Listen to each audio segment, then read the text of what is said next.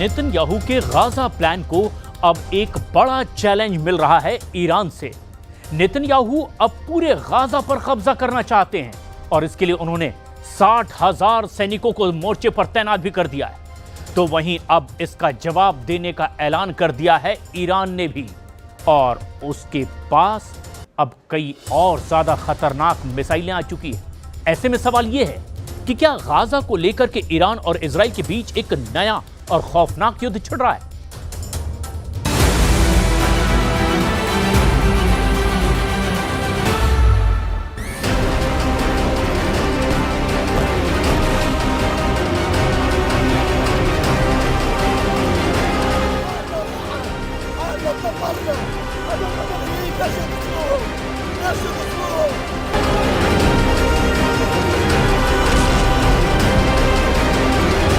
מאוד מעריך את ההתייצבות של חיילי המילואים, כמובן של הצבא הסדיר, למען המטרה החיונית הזאת.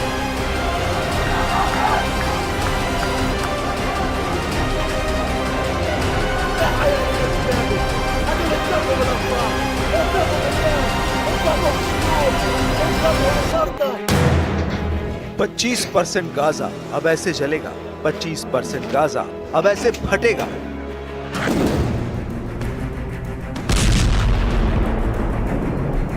Israel ने अपना इरादा साफ कर दिया है, क्योंकि गाजा को जलाने वाला ऑर्डर जारी कर दिया गया है।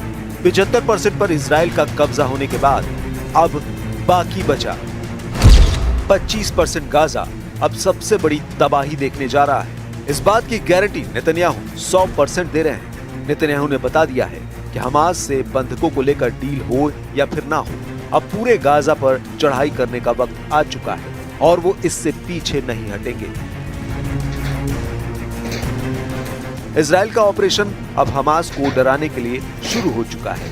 इन तस्वीरों के जरिए नेतन्याहू बताना चाहते हैं कि अब जो भी उनके आगे आएगा मिट्टी में मिला दिया जाएगा।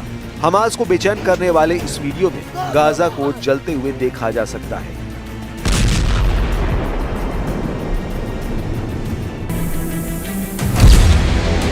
नेतन्याहू गाजा पर 100% कब्जा करना चाहते हैं, यानी पूरा का पूरा गाजा।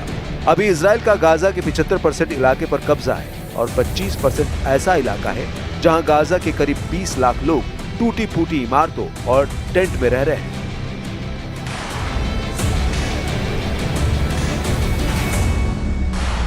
गाजा के खान यूनुस इलाके में इजराइल के कमांडो एक्टिव हैं। वो चप्पे चप्पे पर हमास को तलाश रहे हैं।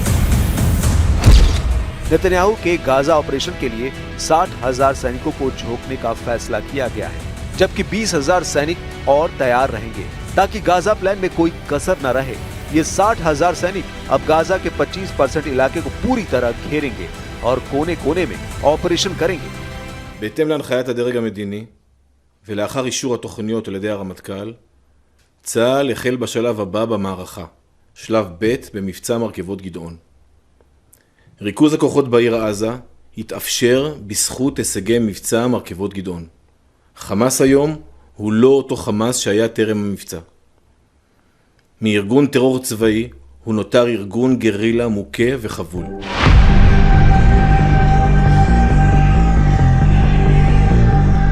इजराइल की सेना तैयार है, लेकिन नेतन्याहू के गाजा प्लान का इजराइल की पब्लिक के बीच विरोध तेज हो गया है।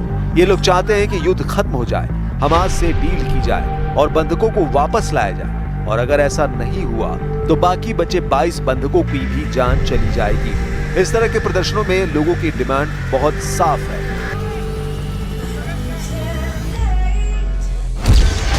बंधकों की आजादी, हमास से डील और 22 महीने से चले आ रहे इस युद्ध का अंत, ये 3 डिमांड इजराइल में नेतन्याहू की पॉलिटिक्स को चैलेंज कर रही है, क्योंकि 20 से ज्यादा बंधक अब भी हमास के कब्जे में हैं और उनकी आजादी की मांग अब तेज होती जा रही है। साथ में गाजा युद्ध को खत्म करने की मांग है, जिसमें 62,000 से ज्यादा लोगों की मौत हो चुकी है, जबकि नेतन्याहू ने गाजा पर फाइनल चढ़ाई का अपना फैसला और तेज कर दिया है। שמי מכבית ואני הדודה של גלי וזיוי ברמן, תאומים. גייסו היום עוד עשרות אלפי מילואימניקים למשימה בלי תכלית. משימה שמסכנת את היקרים שלנו ומסכנת את החיילים. אין לחללים עוד זמן, הם עלולים להיעלם עם התקדמות הלחימה. האחריות על גורלם של גלי וזיוי וכל החטופים והחטופה היא רק על מקבלי ההחלטות.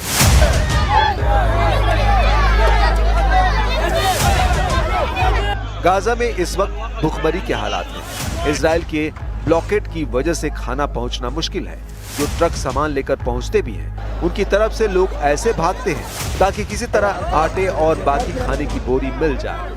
जिस 25% गाजा पर नेतन्याहू बहुत बड़ा सैन्य ऑपरेशन चलाने की तैयारी कर रहे हैं, वहां पर ये लोग खाने के लिए ऐसी भीड़ लगाते हैं। इससे अंदाजा लगाया जा सकता है कि गाजा में हालात कैसे हैं। हालांकि इजराइल का कहना है कि हमास खाने की लूट कर रहा है, इसलिए ये लोगों तक नहीं पहुंच पा रहा।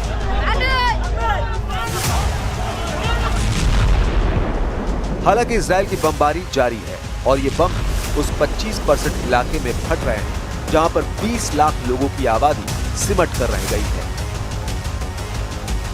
गाजा में अब तक 63,000 लोगों की मौत हो चुकी है। घायलों की तादाद 1.5 लाख पार कर चुकी है। ये ऐसे आंकड़े हैं जिसके बारे में पूरी दुनिया जानती है। नेतन्याहू के गाजा प्लान को ईरान से बड़ी चुनौती आई है। ईरान ने अपने युद्धाभ्यास का वीडियो जारी किया है। यह इजराइल के साथ साथ अमेरिका को धमकी है। जून के महीने में इजराइल से युद्ध के बाद ईरान की सेना ने पहला युद्धाभ्यास किया है। फारस की खाड़ी में ईरान ने अपनी क्रूज मिसाइल और ड्रोन वाली पावर दिखाई है। इस युद्धाभ्यास के दौरान ईरान के एक ड्रोन पर लिखा है इजराइल मुर्दाबाद। यह ईरान का अबाबिल ड्रोन है जो टारगेट से टकराकर फट जाता है। क्या इसी महीने ईरान और इजराइल की टक्कर फिर से शुरू हो सकती है? तेवर दोनों तरफ बहुत खतरनाक है। इजराइल गाजा पर पीछे हटने को राजी नहीं और ईरान ने बता दिया है कि वो युद्ध के लिए फिर से तैयार है। ईरान के रक्षा मंत्री अजीज नासिरजादे ने कहा है कि अब ईरान के पास और घातक मिसाइल आ चुकी है। अगर इजराइल ने फिर हमला किया तो नई मिसाइल इस्तेमाल की जाएगी। अगस्त का महीना सिर्फ गाजा ही नहीं, पूरे पश्चिम एशिया के लिए घातक माना जा रहा है। ईरान और इजराइल दोनों आक्रामक हैं और अब गाजा पर चढ़ाई करने से पहले नेतन्याहू के तेवर देखकर लग रहा है कि युद्ध और तेज होने वाला है। जबकि वो बार बार कह रहे हैं कि गाजा पर पूरा कब्जा हुआ तो युद्ध खत्म हो जाएगा। नेतन्याहू के साथ सबसे बड़ी चुनौती उनके वादों को लेकर है, उनके दावों को लेकर है।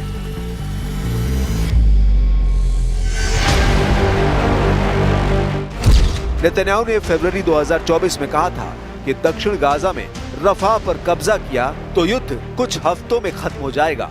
मई 2024 में इजराइल ने रफा पर कब्जा किया, लेकिन अब हाल ये है कि 2025 कुछ महीनों बाद खत्म हो जाएगा और युद्ध अभी भी जारी है। शुरू में नेतन्याहू के गाजा प्लान का वहां के सेनाध्यक्ष लेफ्टिनेंट जनरल याल जमीर ने विरोध किया था, लेकिन अब वो अपनी फौज लेकर तैयार है और नेतन्याहू का वॉर कैबिनेट लगातार पूरे ऑपरेशन की कमान संभाले हुए है। वैसे नेतन्याहू को अपने गाजा प्लान को लेकर ट्रंप का सिग्नल मिल चुका है। ऐसा कहना गलत नहीं होगा, क्योंकि एक बड़ा ग्राउंड ऑपरेशन तब तक इजराइल के लिए मुमकिन नहीं जब तक उसमें अमेरिका मदद न करे।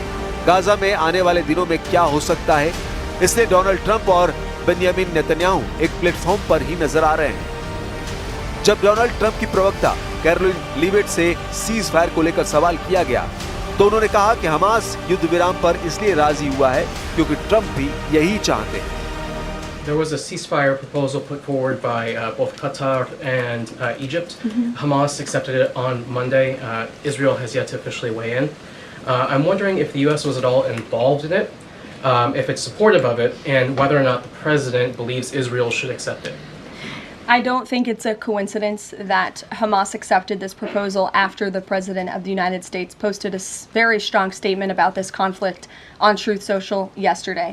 I would refer you back to that statement. As for this proposal that Hamas has now accepted, the United States continues to discuss it, and I'll let the President weigh in on it definitively.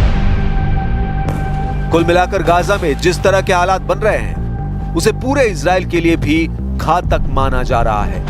खासकर Netanyahu की जिद को अब Israel में ही challenge मिलने लगा है। उन पर अपने राजनीतिक करियर को चमकाने के लिए इजरायली बंधुकों की जान खतरे में डालने का आरोप लगा है।